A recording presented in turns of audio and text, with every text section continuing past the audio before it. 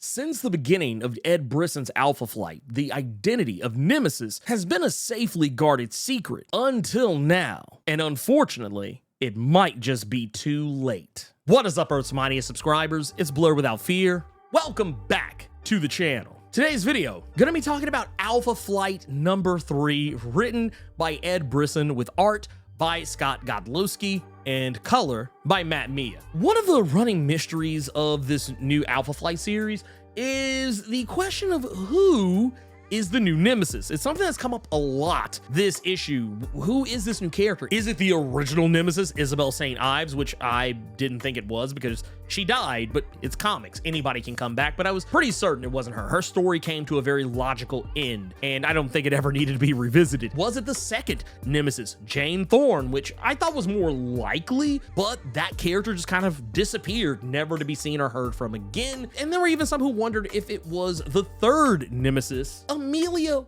Weatherly, who technically came to her own logical conclusion and died during the 2004 Alpha Flight series. So it was one of those situations where it's like, okay, maybe this is a new character, but I wasn't of that mindset, and I kept thinking over and over again, the only character that it makes sense for it to be is Dr. Heather Tucker, and that's exactly who it was. I swear, all this week, I've literally just been getting confirmations of things that I was like, yeah, I totally called it. Pat on the back there. But yes, during this issue, we saw the box sentinels that attacked the former members of Alpha Flight. And while a lot of the box sentinels got destroyed, they did, well, they seem to be a failure in the eyes of Erica Doran. The idea here is that they did actually catch a body, and it was, in fact, Heather Tucker. Even though she's not 100% dead, by the end of this issue, she is very much on death's door, and she wasn't able to fully pull off her teleport because she was mortally wounded. And I know there are some people probably wondering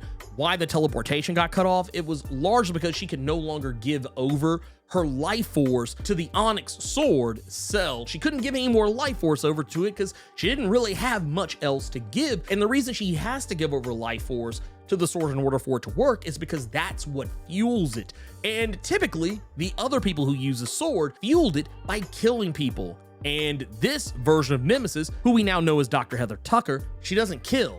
So therefore, the sword's getting no energy. It has to come from somewhere, so it's coming from her. And because she was mortally wounded, there was no other life force to give, therefore, no 100% teleportation. But because the sword requires life force in order to work, it does make me wonder if, under normal circumstances, those who act as Nemesis are usually considered undead warriors. Does this mean that Dr. Heather Tucker is going to be brought back to life by the sword and become an actual true Nemesis, the way Alpha Flight fans are more familiar with? And I think that's actually more possibility than people might think. And it was something that I feel like maybe even Heather understood when she took up the mantle of Nemesis. And for those wondering why she took up the mantle, why was she hiding behind a mask? It's because, for all intents and purposes, she is a wanted criminal. And I've actually talked about that in the previous video for Alpha Flight number 2. So if you want to check that out and find out more information about why that is the case, you can check it out up here. But yeah, this is setting up Dr. Heather Tucker for some pretty interesting things. Once again, I don't think she's going to die, but I do, well, at least not like, in any way where it's like, oh, she's not going to be around anymore. But I do think if she does die, it's going to be one of those situations where she'll immediately come back and continue operating as Nemesis should Alpha Flight carry on any further past what I believe is going to be its 5-issue run this go around. A running theme for a lot of the X-Men comics or X-adjacent comics that are coming out right now, a lot of them are only running 4 to 5 issues. This is one of the ones that's going to run 5. It's not to say that they couldn't be pushed any further past that. That's not an uncommon thing. Sometimes with a series, even if it's intended to be only a 4 or 5 issue run, if it's really popular, they'll either continue on that series or relaunch it with something else. But I don't know how that's going to play out. I don't know if Alpha Flight's just selling off the shelf like that. I don't think it ever really did ever in its history, but it's one of those books that, like, once again, as I go back and read some of the older Alpha Flight issues, because I've made a running joke on this channel about how no one cares about Alpha Flight, yet this is probably the best Alpha Flight to me has ever been. And it's not even to say that the old Alpha Flight was bad. You go back and read some of those old Alpha Flight stories, they were actually doing stuff that even the X-Men would not touch. I thought it was pretty cool stuff. But all that aside, there's another thing we learn in this issue. We know that Guardian now is aware of what's going on. I think he, at least it's implied that he knew that Heather was under the mask. It seems like a lot of people on the team knew, considering that there's not really any surprise on anyone's face when she pulls the mask off. It seems pretty obvious that everyone on the team knew, especially some things that Snowbird says to Nemesis in the previous issue.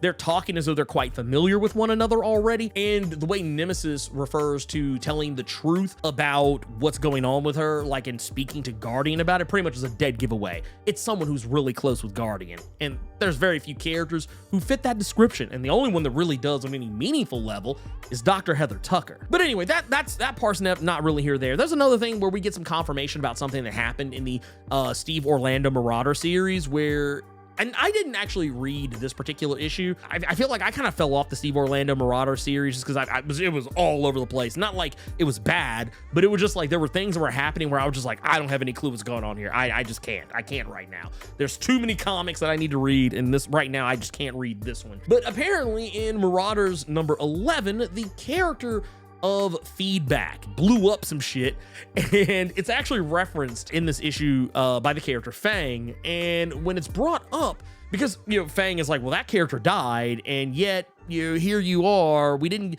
get a chance to resurrect you yet, and yeah, you're right here saying for, so how did you come back? Well, the Feedback that we have been following this entire time is in fact the actual true Feedback, but the character we saw die in the Marauder series was a clone. It was a clone that was actually created by the original Feedback so that he could escape from Department H without anyone knowing that he had left. He basically left the clone to be trapped in Department H, working as a human battery for them, forever and ever. Amen. It's kind of wild, when you really sit down and think about it. It's just like, bruh,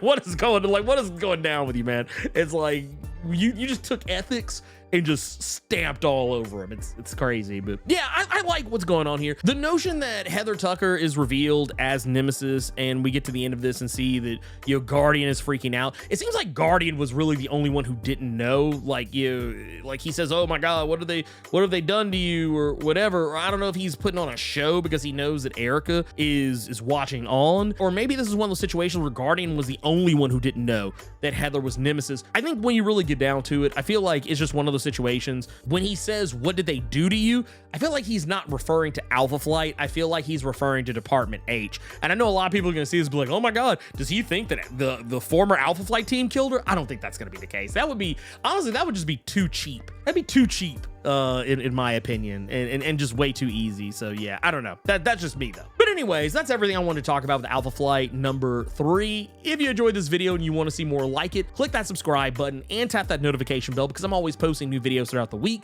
plus live streaming every Saturday. Thank you so much for taking the time to watch this video, and until next time, let me know what you thought about Alpha Flight number 3. Keep it plus ultra and sound off in the comments.